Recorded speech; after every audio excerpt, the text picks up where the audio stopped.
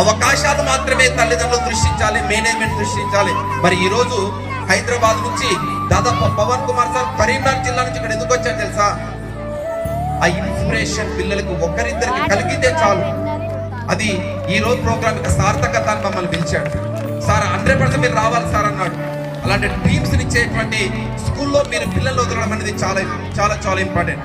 Sainath sir కూడా hour colleague, తను కూడా ఇలా అద్భుతంగా మాట్లాడగలుగుతాడు. ఈ రోజు పొజిషన్ ప్రిన్సిపాల్ కూడా అలా కూర్చున్నాడు, కానీ ఇలాంటి సెషన్ తను కూడా ఎక్కడెక్కడ చాలా చోట్ల ఇచ్చాడు.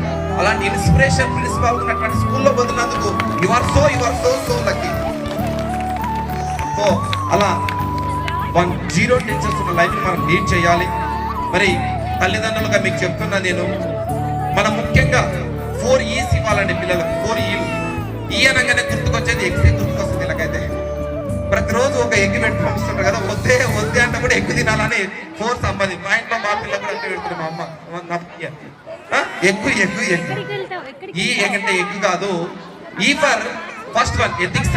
ఏమి ఇవ్వాలి పిల్లలకు? మంచి ఎథిక్స్ ఇవ్వాలి. ఎథిక్స్ ఇవ్వకపోతే ఇంతకుముందు మహాభారతంలో సంబంధించిన ఒక టైటిల్ సాంగ్ వేస్తే గూస్ బంప్స్ వచ్చినాయి. మహాభారతంలో కురుక్షేత్ర యుద్ధం జరుగుతుంటది.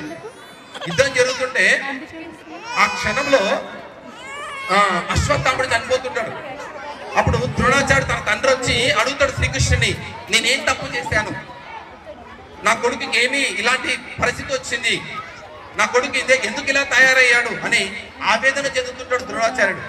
అప్పుడు శ్రీకృష్ణుడు చెప్పాడు, నేను సకల సంపదలు ఇచ్చాను, సౌకర్యాలు ఇచ్చాను, ఫెసిలిటీస్ ఇచ్చాను, ఎందుకు నా కొడుకు అలా తయారంటే, అన్ని ఇచ్చినావా అంటే అవును అన్ని ఇచ్చాను అంటాడు. ఏమి ఇచ్చావు నువ్వు అంటే, సకల సౌకర్యాలు ఉన్నటువంటి రాజ్యం ఇచ్చాను, రాజ్యాలు ఇచ్చాను, ఎన్నో దేశాలు ఇచ్చాను, బంగారం ఇచ్చాను, నాణ్యాలు ఇచ్చాను అంటాడు. శ్రీకృష్ణుడు ఒక మాట చెప్తాడు, అసలు నువ్వు సంస్కారం ఇచ్చినావు నీ కొడుకుకి అంటాడు.